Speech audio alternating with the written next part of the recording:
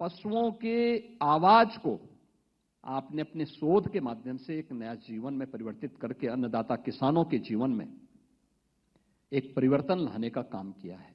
उन्नत नस्ल के पशुधन दे करके उन्नत नस्ल के उनके द्वारा इस क्षेत्र में किए जाने वाले उस सभी प्रयासों में आप सहभागी बने हैं और 136 वर्ष की साधना इस परिसर में हम सबको देखने को मिल रही है।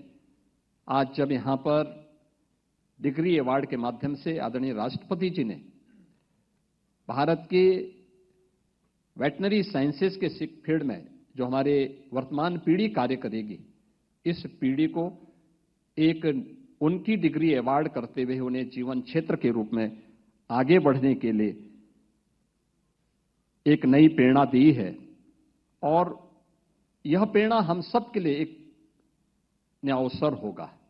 नया अवसर भी इस बात को लेकर के होगा क्योंकि याद रखना, पहचान तो हमारी तभी होती है जब संकट आता है, कोई चुनौती हमारे सामने होती है। हम किस मजबूती से उस चुनौती का सामना कर पा रहे हैं, यह उस चुनौती के सामने हमारे द्वारा दिए जाने वाले परफॉर्मेंस पर निर्भर करती है।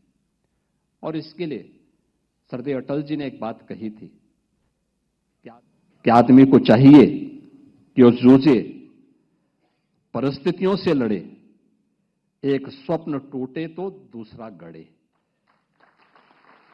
एक पांव धरती पर रखकर ही बावन भगवान ने आकाश पाताल को जीता था। धरती ही धारण करती है, कोई इस पर भार न बने, मिथ्या अभिमान से न तने। और मुझे लगता है यह अवसर आप सभी डिग्री धारण करने वाले और यहां पे जिन्हें डिग्री अवार्ड हुई है, उन सभी छात्र छात्राओं के लिए उनके जीवन का एक महत्वपूर्ण पल है। उनके भावकों का सपना साकार हो रहा है, उनके मित्रों का सपना साकार हो रहा है। इन शिक्षकों की जीवन की साधना आपके रूप में समाज को वापस प्राप्त हो रही है। समाज की सेवा के लिए आप सब अर्पित किए जा रहे हैं। आप अपनी सेवा के माध्यम से आदरणीय प्रधानमंत्री जी के विकसित भारत की उस संकल्पना में अपना योगदान देंगे, इस विश्वास के साथ मैं आज के इस अवसर पर 11वें दीक्षांत समारोह के अवसर पर IVRI के आप सभी स्नातक, परास्नातक और PhD की डिग्री प्राप्त करने वाले सभी उपाधि धारकों को हृदय से बधाई देता हूं।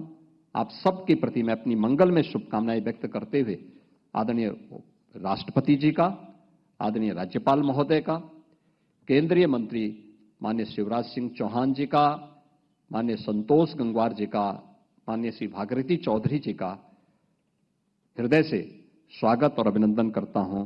धन्यवाद। जय हिंद।